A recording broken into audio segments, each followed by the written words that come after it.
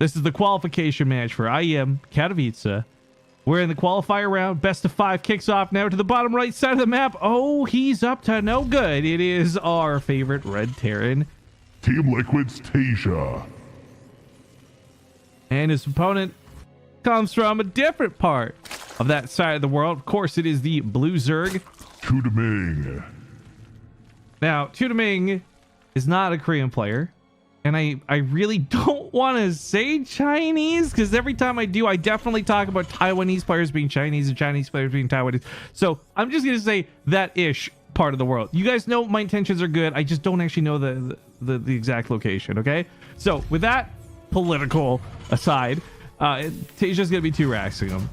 And I haven't seen a lot of Toodmings play, to be honest. I don't cover the Kung Fu Cup or some of these more leagues that integrate those players, but I do know that when it comes to base form, TvZ, Taeja can be really aggressive. And these 2-raxes don't have to be all in for him, but I really think the commitment for this, the fact that it's gas, like this is gonna be Reapers. And sorry, I was just updating title of the stream, walking and talking as we speak.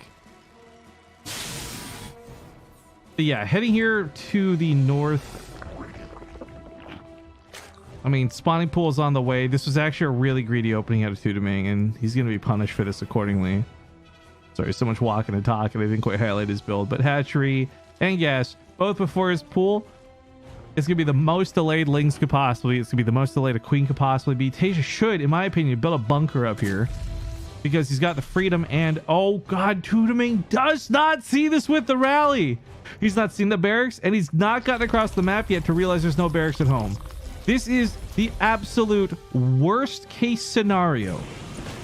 So as the Reaper hops up to the high ground, obviously that's gonna be a bit of a surprise. But hey, you know what? Some Drone Micro can handle one Reaper, but not when the bunker's here for a nice little Healy hut for him to hide in.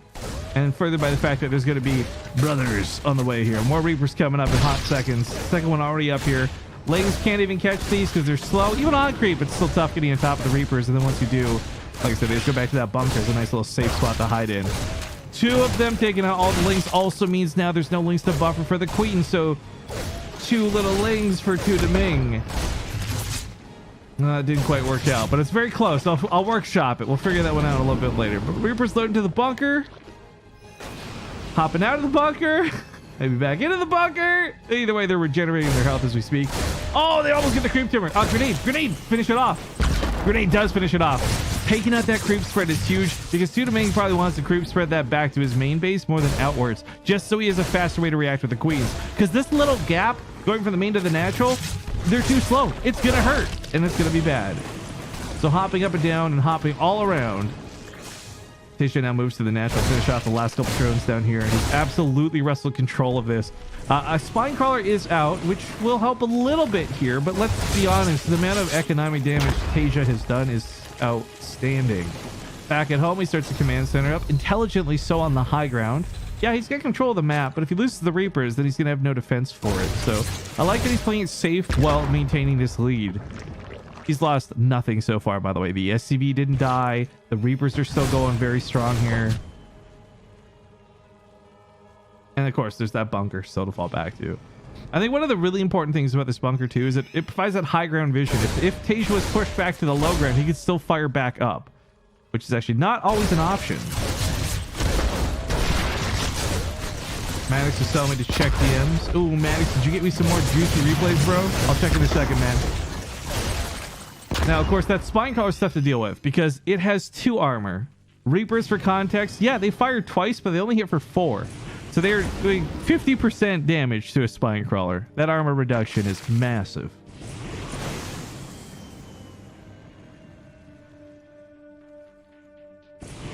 As the Reapers hop up and down, we do have Lings patrolling on the other side of the field.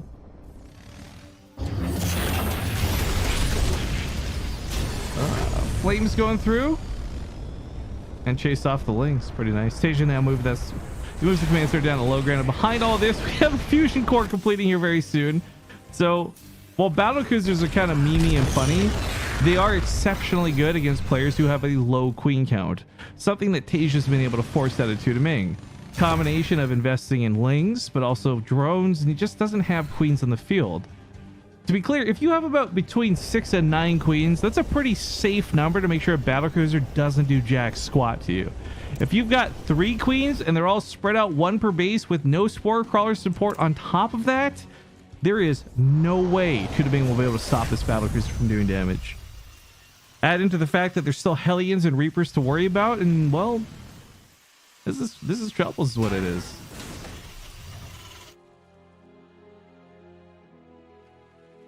Oh, Maddox, answering your question, because I guess I'll say this for the stream too. I looked at the guidelines for casting, and there's no rule saying we can't do replays. They just say that we have to make sure we have sponsor logos on and how to do them and stuff. So until I get told no, ask for forgiveness, not permission. I don't see why it would be a problem anyways. These are games that were covered by many other people. It's just more exposure for the tournament. So if so happens there be any ESL people who are watching and I'm not supposed to be doing this, just let me know. I'll shut her down. But until then, I'm going to give the people more Starcraft, because frankly, I want more Starcraft. I didn't wake up at 2 a.m. to cast 3 games. Come on. Here comes that battlecruiser, by the way, and that is a huge surprise. And even with the massive amount of lings in play, there's still not enough to deal with the Hellions and that battlecruiser together. Viking lands in the main base. More chaos here for Toodming, and he's just scrambling to hang on to this game. He wants to go for a counterattack with the lings. Oh, no. It's a full wall. No way in. 2 Marines from behind that wall can hold all day. All the lings fried alive here on the other side of the map. Spawning, well, not spawning pool. Hatchery goes down. And the battlecruiser, funny enough, was targeted the queen there. You can tell because it wasn't moving and shooting. It's a little bug. I'm not sure if it's supposed to work like that, because it should ideally target whatever's nearby. But GG's. Taeja takes game number 1. Ladies and gentlemen, let's hop into game 2 in this best of 5 qualifier match. To the bottom right, once more, we have that red Terran. It's Taeja.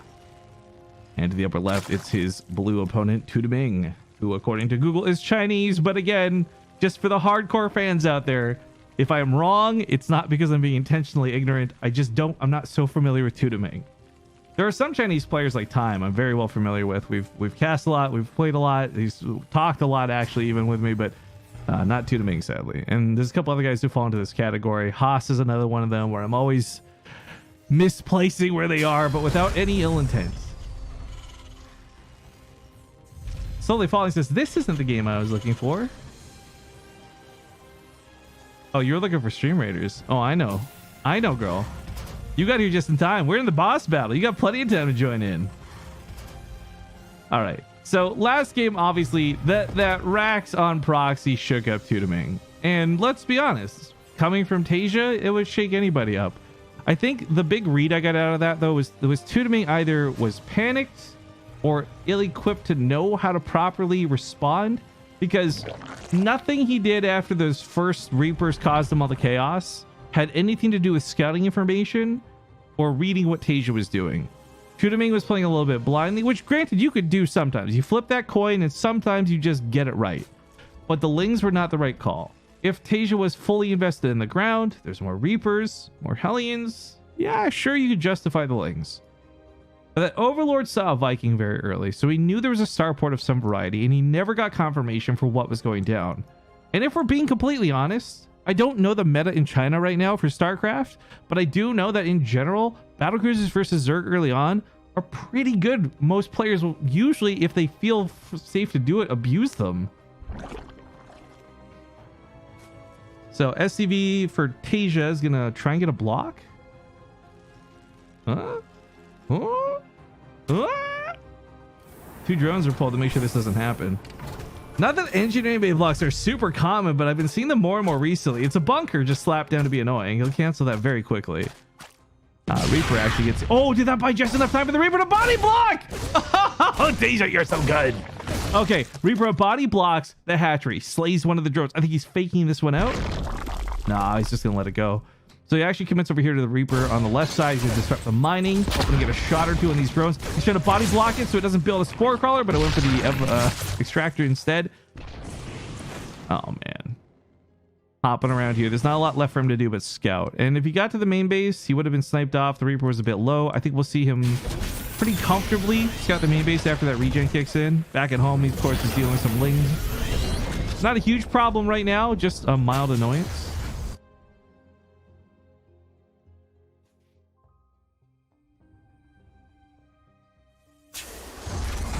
No, SCV is probably not going to live through this, sadly. Oh, wait! Takes it straight up to the main base. Ah! Live, SCV! Live, damn you! No, he's running away from the... Yes! I think with 5 HP, so one more hit, this thing would have died. Perfect. Oh, man. That was like a movie scene straight out of like Jurassic Park. You just take that swift left, hope the dinosaur doesn't see you, but the ling didn't end up going down. It's a fusion core again at Taeja, by the way. It's, I think, if it's not broken, don't fix it. Realize, oh, nice snipe on its creep tumor. Realizing that it was a weakness last game and going for it again is great, because this time around, Toodming is going for a Roachborn. And I will say, on the record, because I've played my fair share of these terrible games where I've lost to this, if the Roach all-in comes out fast enough, even the battlecruiser in the sky isn't fast enough to kill all the Roaches before they kill you. But that's not going to be the case here. Because even once that Roachborn completes, the Roaches have to build. And the Roaches are going to have to take some time to deal with the Hellions and the Reaper. And the battlecruiser will be out in plenty of time. So this is not going to be that great for Toodming. I think if he just rushed it all in, maybe he could have justified it. But five drones go down to 2 Hellions. These guys are going to pull back for a little bit. Probably regroup and then go back in for round 2. Well, I guess technically round 3.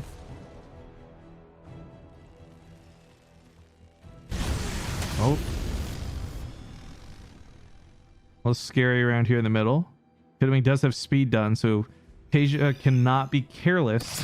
I also realize now I have not updated the score. Thank you for reminding me, Trash. Twitch chat.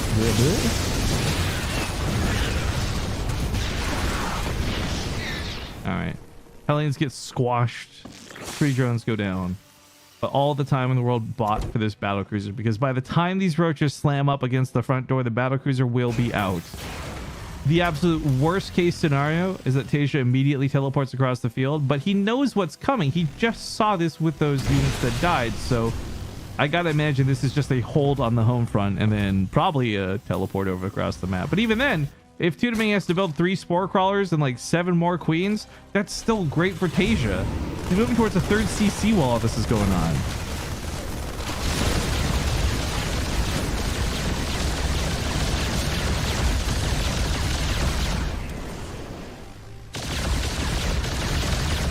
Interesting thought in chat from Captain Toki. By the way, side note, I love New Zealand. Guy Williams is probably my favorite person in the world. But Starcraft might not be that popular, sure. I think it's going to look a lot better. I don't think we're going to see it surge up like Escape from Tarkov anytime soon, but every single year for Starcraft, the entire year has been on edge of like what is next year even happening. Like, we've never known. Blizzard only ever worked 1 year at a time. The fact that now we have a 3-year situation where ESL is going to be producing big IEM events for StarCraft, and DreamHack is going to have the back of the circuit too. I think we're going to see a lot more stability, and probably with that stability will come some growth. So maybe your bros who aren't super into StarCraft right now, not want to beat you out for like a pub craft or something, they might be willing to hit you up at the end of the year, man. Hold on to hope. I think this year is going to be the best year for StarCraft in a long time. And I, for one, welcome our new ESL overlords. Somewhere down here. Wait a minute. Wait a minute. What is happening on the over... I just realized my cursor on my screen is not synced up to where the cursor is in game. Whoa! I'm looking at OBS right now. Has it been like this all day? Because check this out, right? Okay, battlecruiser firing. Wait, let's watch the real cool stuff before I talk about this weird bug. Hellions over here aren't going to be going anytime soon. New battlecruiser teleports in for the support. I'm clicking the battlecruiser right now, bros. Look at that. You can see me clicking it and highlighting it, the yellow circle, but the mouse cursor is like way off to the top left. How is that a thing? Okay, wild and weird bugs I've never seen in 7 years, but this is an OBS, not a StarCraft thing, I guess. That's cool and funny and strange, and okay, hopefully it hasn't made for too bad of a viewing experience, because I know I like to click on things a lot. What? How does this even happen? Wait, okay, so if I drag my cursor all the way to the bottom... this is me, right now I'm hovering over the supply.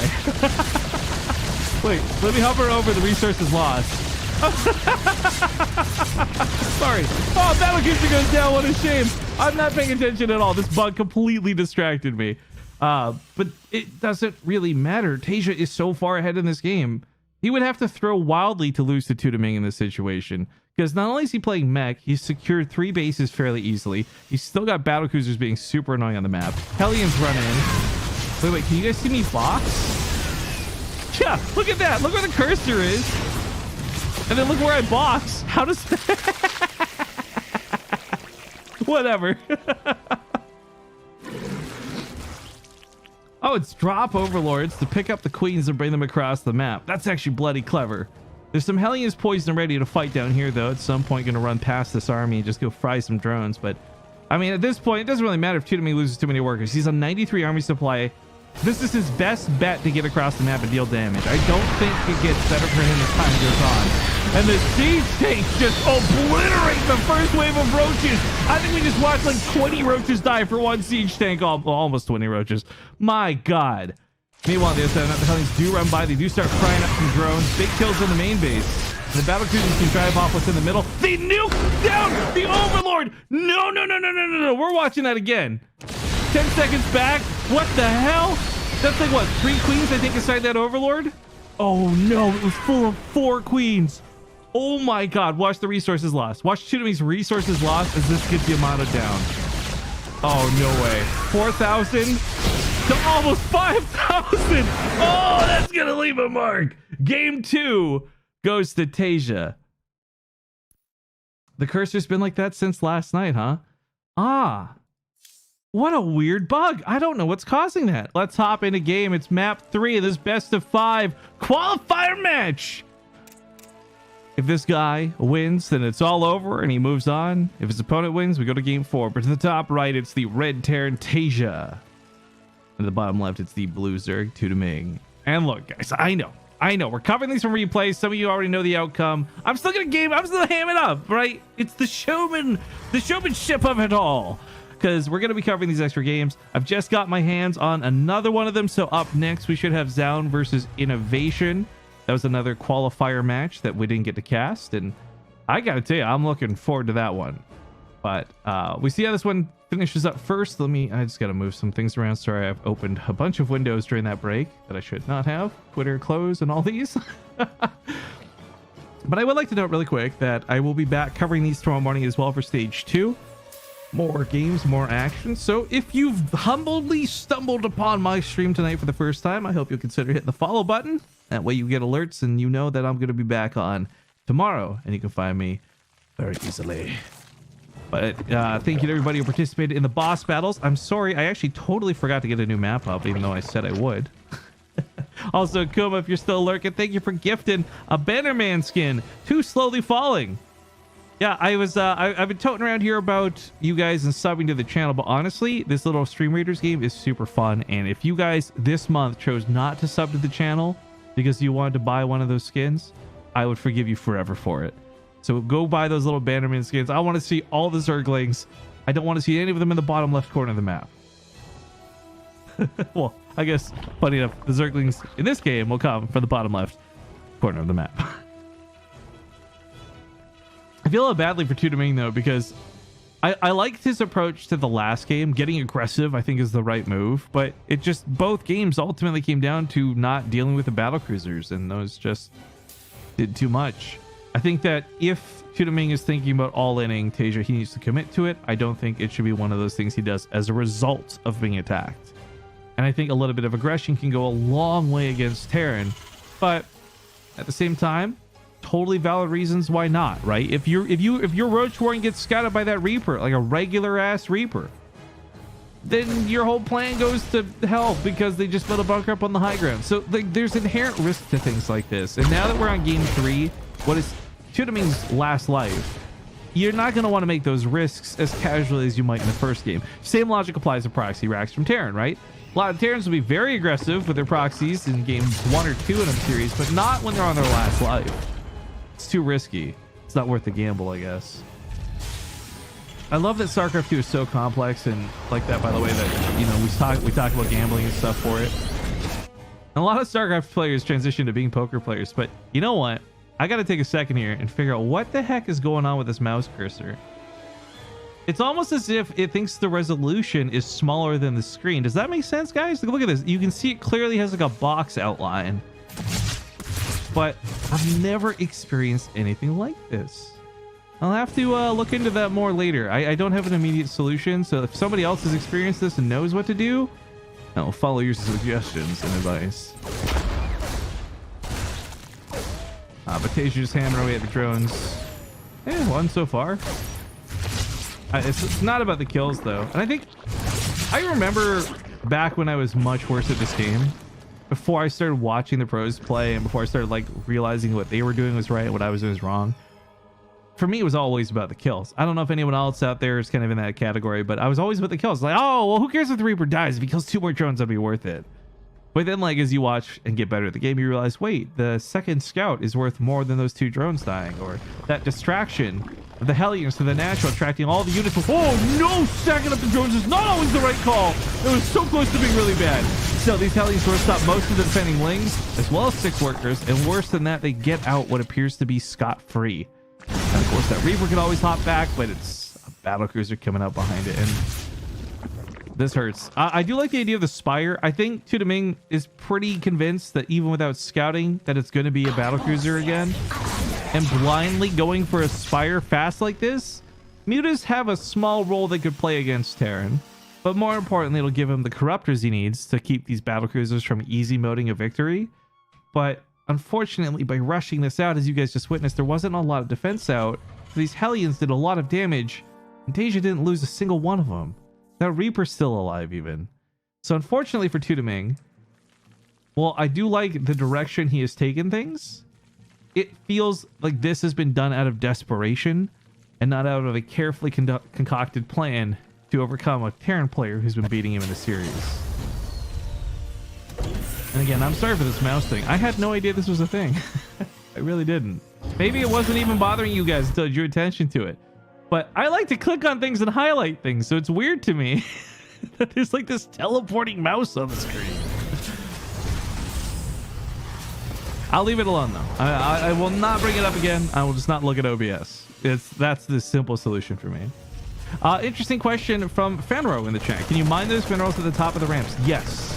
I guess what's question is to dance around a little bit. They're not going to get that much done here.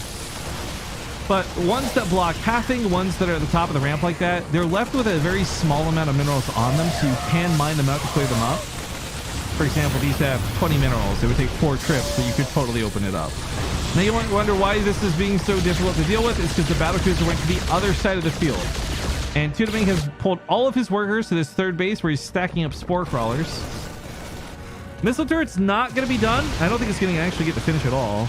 Oh, this is tough. I said these mutas weren't going to get much done. I thought Taeja was going to deal with this with a battlecruiser and not immediately teleport. So I was wrong on that call. But at the same time, both players are suffering almost identical economic damage right now because base is being denied mining. Spire was deleted, so there's no chance for corruptors.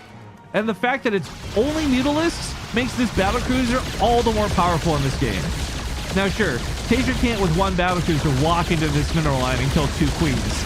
But what he can do is actually shoot the hatchery from outside the range of any of them, forcing pressure, making the queens come to it. Meanwhile, again, these mutas are causing way too much damage to Taeja. This is probably the best game Toodming's had so far, if we're being brutally honest. But with Stim completing soon, and what was a kind of pause in production now being gapped, I don't know how much longevity these mutas have for them. Like, they're not going to break the bunker anytime soon, for example, but at the same time, they've completely shut down mining. Taeja has no income right now. But I also firmly believe that if that battlecruiser ever comes home, the mutas are just dead. So I don't think Taeja's stressing that much. And there's the battlecruiser teleporting back home, now safely mining once again. I think Taeja had wanted to kill the hatcheries before teleporting home. But as I also mentioned before, by stacking all the drones up on a single base, both players essentially only have 1 base saturation. So income should look fairly similar. Oh my god, any wooers in the chat? Yeah, so the mutas dive in here to kill some of the SCVs. Maybe this is worth it. because it cuts the economy of Taeja right out from under him. But here's why I think it's not worth it. Because Taeja at some point just teleports across the field. Oh. Or runs Hellions to the drone line while we weren't looking. Luckily, this is a replay, so we can, with the magic of a button, go back 10 seconds and see 4 Hellions, 3 Hellions, all almost dead. Annihilate the drone line, all while damage is being done on Taeja's side of the field. Toodming may have been a little focused on the mutas. Perhaps that's why the Hellions got in there without much response. The Queen should have easily been able to physically body block them from getting to that location. So 13 drones go down. Sure, Toodming's still on 26 and Taeja only has 6. But I reiterate my point where repair up this battlecruiser and it's good to go as soon as teleport comes off cooldown. And all he needs to do is continue forcing Toodming onto one base. Because one base Terran versus one base Zerg, Terran actually has way better money. Mules.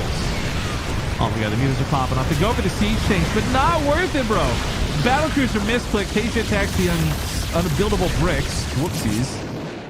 Reaper over here tries to go back in, do some damage. Also dies. Rest in peace. And like I said, guys, sorry, I see some questions in chat about what's going on. To get people caught up, the qualifiers are done, and if you want to spoil the results, you can by checking out the bracket page. However, I've grabbed the replays from Innovation versus Zown. I will be casting those after this. So again, you may go ahead and spoil it for yourself, but please do not spoil it for anybody else. I don't hardcore ban for much, but if you go spoiling match results in my chat, fake, joke, or otherwise, you will be banned. So, zero tolerance for spoilers and people who want to do spoilers. Now, this is an interesting play. The Nidus Worm comes out on the other side of the field, and theoretically, this is a good idea. You bring the Queens with you. Surely you'll finally break that defense, but the Battlecruiser just goes to the other side of the field and kills everything that the Queens aren't defending. Nidus Worm in the main is going to be caught.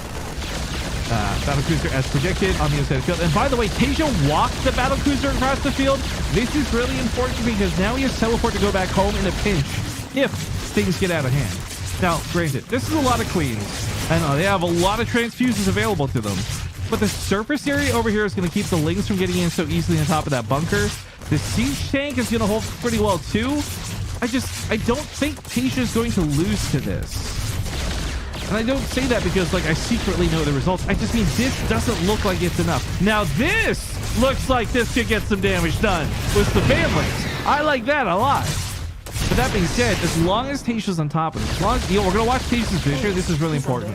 Because if Taeja target fires with the siege tank, the Banlings aren't going to be a problem. Hey, LGF, thank you for the 10 bucks, man. Yeah, look at it. He target fires with the siege tank. The Banlings don't even touch the bunker. With the bunker standing in Stim Marines, no link support. Yeah, this goes in. That Queen's got like 12 lives. She's been transfused so many times. It's Frankenstein's monster. But Taeja, of course, with the Battlecruiser has done some very impressive damage on the other side of the map. As mentioned, still has teleport. This hasn't even become scary enough for him to bring that back home. More Banlings are on the way, sure, but I think we're going to see more of the same. As long as Taeja target fires the Banlings, they don't have speed. There's no way they connect off of creep. On creep, maybe. Maybe. Not off of creep.